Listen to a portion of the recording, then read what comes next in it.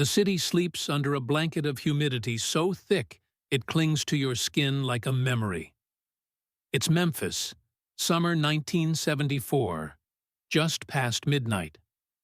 Elvis Presley's Cadillac Fleetwood Brougham glides through empty streets, its engine a soft growl in the hush.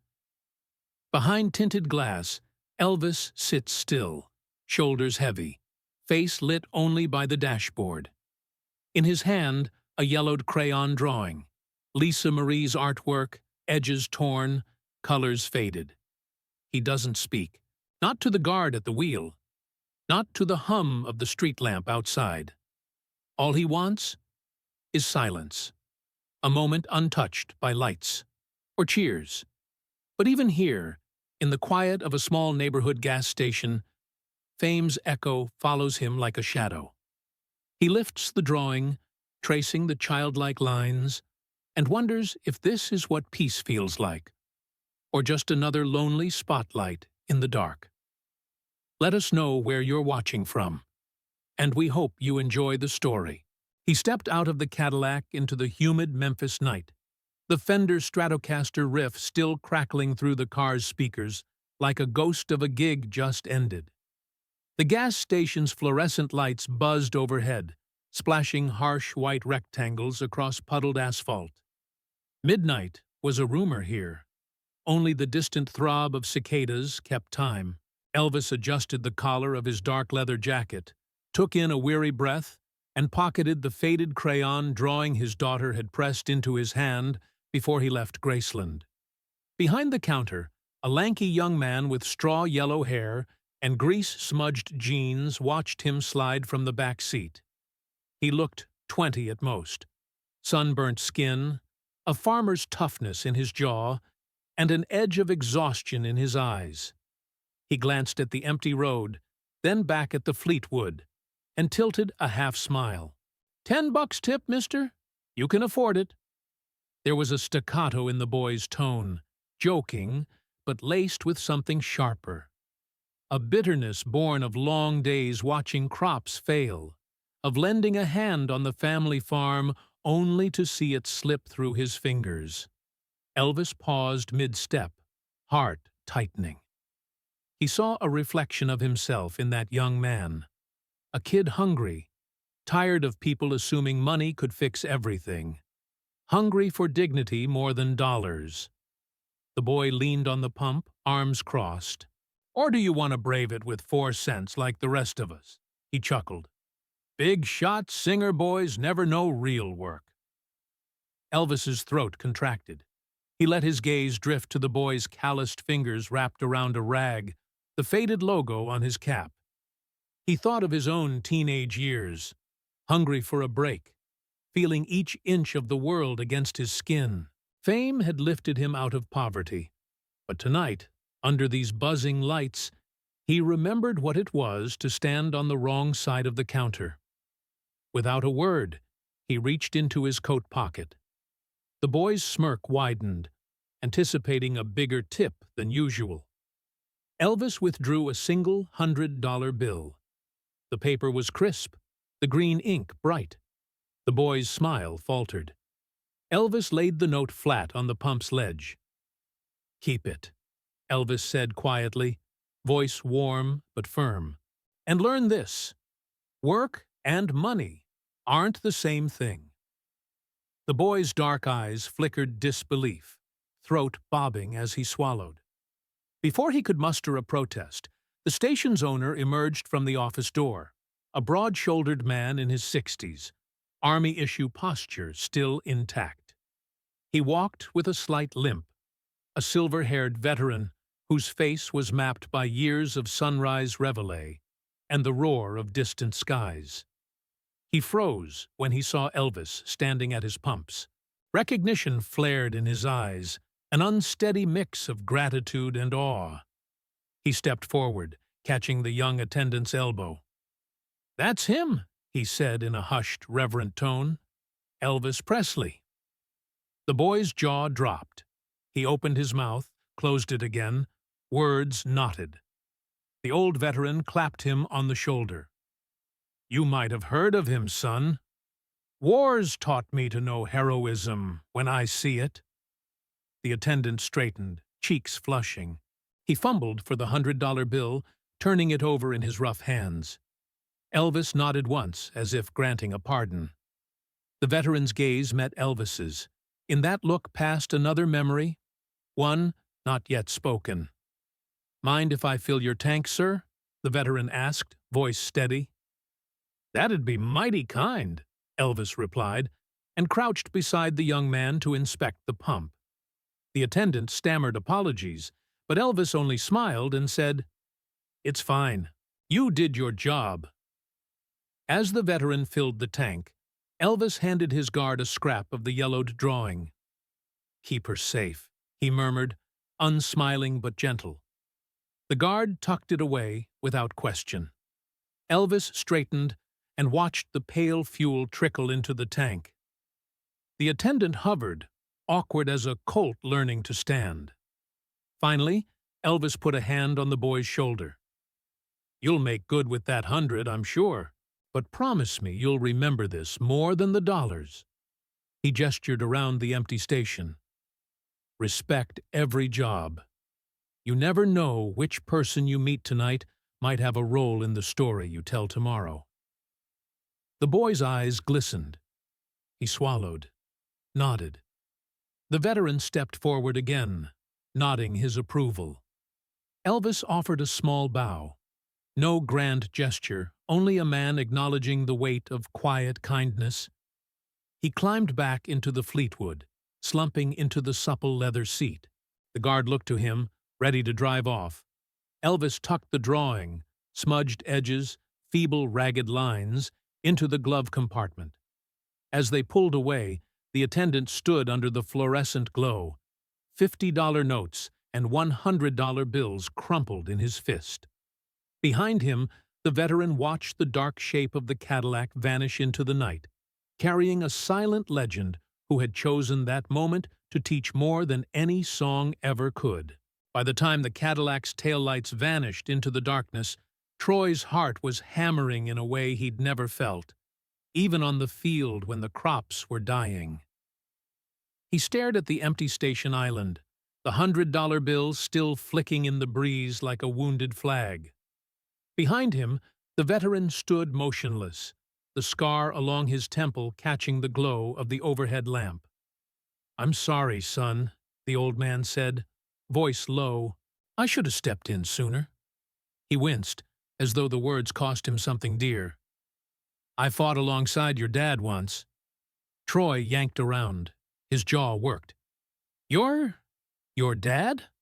The veteran nodded, fisting the pocket of his work shirt. "Your daddy's old man. Vernon Presley. 52. Korea. I was his squad mate. He carried me out of a minefield when I stepped on a booby trap." Troy's brows furrowed. Vernon Presley. He'd heard the name once in whispers about celebrities, but never connected it to Korea. "The president?" he stammered. The veteran cracked a tired smile. "No, lad. Not that Vernon Presley. Your Elvis is the son of my buddy from those hills." He put a hand on Troy's shoulder. "He's a good man. Better than most I've known." Troy's world tilted. He felt dizzy. Ashamed, too. The kid who'd sneered at the passenger stepping out of the Cadillac was about to learn he'd mocked a man who had once risked life and limb for someone he loved. What do I do?" Troy whispered. Before the veteran could answer, the station's overhead light flickered. Then, impossibly, the Cadillac pulled back into view, headlights leveling on the pump. The driver's door opened, and Elvis himself stepped out, silent as a shadow. His leather jacket was stained with travel dust. He carried a simple canvas bag over one shoulder. Troy's breath caught. Elvis walked directly toward him, the veteran falling in his wake. Troy felt rooted to the spot, unable even to swallow. Elvis paused a few feet away, stared straight at him. No glare, no threat, just stillness. Then, without a word, he motioned with one hand. Troy hesitated, then stepped forward. Elvis led him to the car's passenger door and opened it. "Get in," Elvis said, voice quiet but unwavering. "Just for a minute." Troy slipped behind the wheel, heart banging. Elvis knelt by the glove box, unzipped the canvas bag, and withdrew a small, creased photograph. He offered it to Troy without another word. The photo was black and white, edges dog-eared. It showed Vernon Presley in uniform, flanked by the veteran and two other GIs, all staring toward the camera with a mix of exhaustion and resolve. The veteran's face was younger, softer. Vernon's nose flared slightly as though in mid-breath. On the back, in Vernon's unsteady hand, was scrawled, "To Hank, our bond is worth more than any medal." Elvis took a breath. That was 52. My father saved Hank's life. He tapped the photo. "Hank asked me for $10 once, right before the offensive. Said he needed it for supplies. I didn't have $10. I was 12, living hand to mouth." Elvis's eyes glistened in the dashboard light. "But Hank, he gave his last chocolate bar to a kid who thought money was everything. Taught me what grace really is." Troy swallowed, tugging at the photo's corner. I'm sorry." The words came in a rush. "I had no idea." Elvis studied him, expression softening. "I'm not here to lecture you. Just remember, there's a cost to every joke, kid. And sometimes the price is a person's pride." He laid a heavy hand on Troy's shoulder. "You'll do better." Troy nodded, tears pricking at his eyes. Elvis rose, pocketed the photo, and prompted Troy through a small twist of the wrist. "Go on. I'll take care of the station bill." The veteran returned to Troy's side and placed a fatherly hand on his back. "Go on," he echoed. "Let's close up." As Troy reset the pump's nozzle, he glanced over at the Cadillac. Elvis slipped into the driver's seat, started the engine, and gave a small wave before rolling off into the night. The station's neon sign hummed above him, flickering like a benediction. Alone with the veteran, Troy pressed the photo to his chest. "I want to do something," he began. The veteran nodded. "I know you will." Outside, the Cadillac's taillights disappeared once more, but the echo of that silent lesson, grace priced beyond $10, would follow Troy long after the engine's hum faded into the Memphis night. The envelope arrived at dawn 2 days later, slipped through the mailbox slot before Troy was awake. He found it on the kitchen table. No return address, just his name typed in neat block letters. Inside lay a single sheet of creamy stationery, its edges crisp, the message brief. "Mr. Troy Bennett, we have an opening for a paid assistant technician at RCA Studios in Nashville. Please report Monday at 9 a.m. No prior experience needed. Bring your work ethic. E.P." He should have crumpled it, tossed it away. But his fingers hovered, trembling, above the signature. E.P. Elvis Presley. His mind screamed that it was impossible. Why would the king of rock and roll kickstart the career of a kid at a gas station? Yet he read the lines again and again, the paper absorbing warmth from his palms. He remembered the veteran's words the night Elvis had driven off into the dark. He often answers with opportunities, not words. He tucked the letter into his pocket and spent the rest of the weekend in a haze, unable to focus on the dismal chores of the farm. He measured his life by the edges of that envelope, each afternoon dragging on until Monday arrived. On Monday morning, he boarded the Greyhound to Nashville with nothing but a worn toolbox, his blue engineering badge pinned to his cap, and the letter burning in his jacket. The bus rattled past cotton fields, peeling paint, and roadside crosses that marked lives ended too soon. Each mile felt surreal, as though he were being carried away from everything he thought he knew. RCA Studios loomed on Music Row like a cathedral of sound. Brick walls echoing with legends, glass panels reflecting a boy's wide-eyed wonder. He stepped inside the foyer, polished floors gleaming beneath Art Deco lights. A receptionist guided him to a narrow hallway, lined with platinum records and framed gold discs. His heart thundered as he passed plaques, bearing names he'd only heard on the radio. At the end of the corridor sat an austere office. A sign on the door read, "Engineering Department." He knocked. A door opened without fanfare. A stern-faced engineer in a pressed suit held out a hand. "Troy Bennett?" he asked, voice clipped. Troy nodded, swallowing. "Yes, sir. Here's the letter." The engineer scanned the envelope, eyebrows rising. "Come in. We've been expecting you." He led Troy past console rooms and echo chambers, each a shrine to sound. Microphone stands glistened under soft spotlights. Cables curled across the carpet like sleeping serpents. The smell of tape and warm electronics filled the air. His mentor introduced himself as Jim Hank Lawson, the veteran from the station who'd fought beside Vernon Presley. Lawson's veteran bearing had given way to the precise posture of a man who knew boards and patch bays inside out. He shook Troy's hand firmly, then led him behind a massive mixing console where a set of headphones hung like ceremonial garlands. "Your job," Lawson said, "is to learn fast and anticipate needs. Tape splices, mic setups, cable runs, every detail matters." He pressed a set of headphones into Troy's hand. "Listen here first." Through the cans came the rough edges of a piano take. Elvis's voice low and worn. No band to hide behind. Just a solitary ballad that trembled with heartache.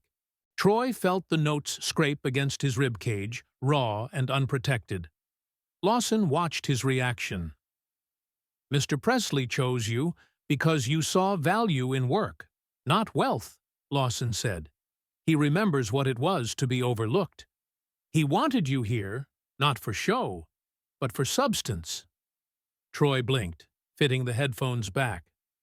I don't know how to thank him." Lawson smiled. "Show up prepared. Be useful." He handed Troy a clipboard. "Your first assignment, catalog these reels, then set up the vocal booth for the next session. Follow me." The day unfolded in a blur of technical demands. Calibrating levels for tape machines, running cables to isolation rooms, adjusting microphone stands with perfect precision. Every command was an invitation to learn something new. Troy's cheeks burned with concentration. Sweat beaded at his hairline. Yet beneath the pressure, he felt a steady thrill. Pride not born of applause, but of craftsmanship. During a lunch break, Lawson shared a story. In Vegas 3 nights ago, Elvis cut a show short. He felt out of tune, saw a guy tweet about missing the mark. He walked off stage, went to his trailer, and gave directions for new mic preamps he wanted us to build. Then he went back out and nailed the encore. Troy's eyes widened. "He did that himself?" Lawson laughed. "He does it when he sees a problem. He knows it's not enough to leave it to someone else. That's why he's here, challenging all of us to be better." By evening, Troy had reorganized the tape library and learned to read a 1/4-inch reel like sheet music. The engineer on duty patted him on the back. "Not bad for day one." Troy felt a surge so powerful it nearly knocked him off balance. Approval from a world he'd never imagined entering. When he stepped outside into the cool Nashville night, he reached into his pocket and touched the letter from Elvis. The sky above the city was a tapestry of distant stillness, punctuated by the neon spire of Ryman Auditorium. As he boarded the bus back to Memphis, he carried more than a new resume. He carried a vision of his own potential, set in motion by a man who had seen himself in a young attendant, then answered not with condescension, but with an open door. In the months that followed, Troy became more than a gas station attendant. He became a linchpin in sessions that would shape the next era of music. And every time he plugged in a microphone or threaded tape around a capstan, he remembered Elvis's mechanical smile at the pump, his veteran's steady gaze, and the humble note that blurred the line between legend and human touch. Years had a way of folding in on themselves. Troy Bennett found himself back in Memphis for a charity gala at the Orpheum Theater, an evening meant to raise money for music education programs in underfunded schools. The chandelier overhead shimmered like a constellation newly born, and the seats were filled with faces lit by cell phone screens and anticipation.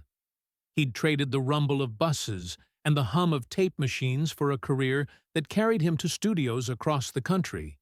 But tonight, he'd come home. He stood by the refreshment table, adjusting the cuff of his crisp navy suit, when a small voice called his name.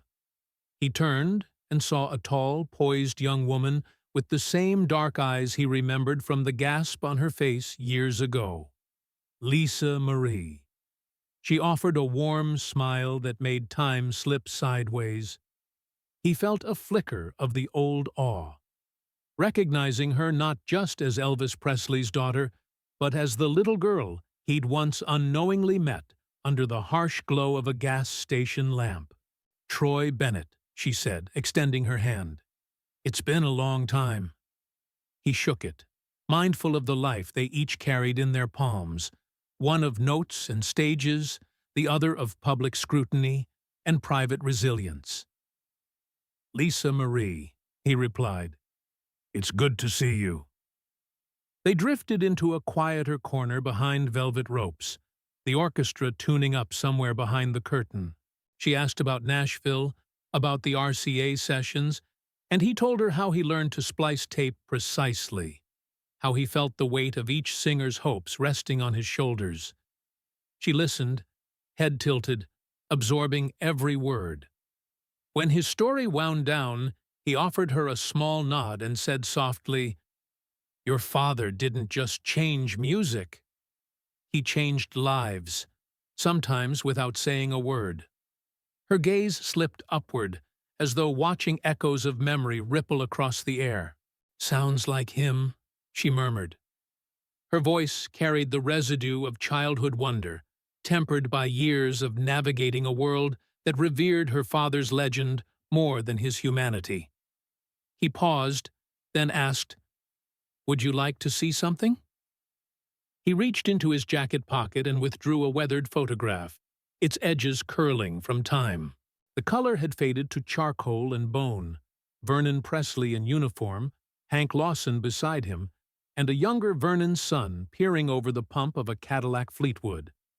The caption on the back, penned in Vernon's steady hand, read, $10 is just paper. But Grace, that's legacy. Lisa Marie turned the photo gently, tracing with her fingertip the familiar silhouettes. This was you at the station?" she asked, voice hushed. He nodded. "One summer night, I saw a man teach me more than any book ever could. Not by singing, but by offering grace." He folded the photograph carefully and slipped it back into his pocket. "He saw himself in me, just a kid trying to make sense of his worth, and he gave me a chance." She folded her hands against her gown, the faint shimmer of sequins tracing her posture. "My dad, he always said, people will remember your compassion longer than your chords. He lived that every day." They stood together in silence, two people connected by a moment, almost drowned out by time. Behind them, the orchestra began the opening swell of a familiar anthem. A hush fell over the crowd as the conductor lifted his baton. Troy offered his arm. "Shall we?" he asked, gesturing toward the seating area. She slipped her hand into his, and they moved forward through the aisles. The audience rose as one, not merely for the performance to come, but for the spirit of generosity that lingered beyond any stage. As they sat, Troy felt the ghosts of that Memphis night settle into the rafters, grateful, solemn, hopeful. Later, after the final applause had waned into murmurs, Troy and Lisa Marie found themselves alone backstage. The old green velvet curtains smelled of dust and dreams. He pressed the photograph into her hand once more. "Keep this," he said. "Not for me, but for all the lives he touched in ways we're only beginning to understand." She looked at him, eyes glistening in the dim light. "Thank you," she whispered, "for reminding me that his legacy wasn't built on volume, but on moments like these." They shared a quiet smile, two souls bound by grace. And somewhere beyond the wings, the echo of a simple truth drifted through the theater. That kindness, offered without fanfare, resonates far longer than the brightest spotlight.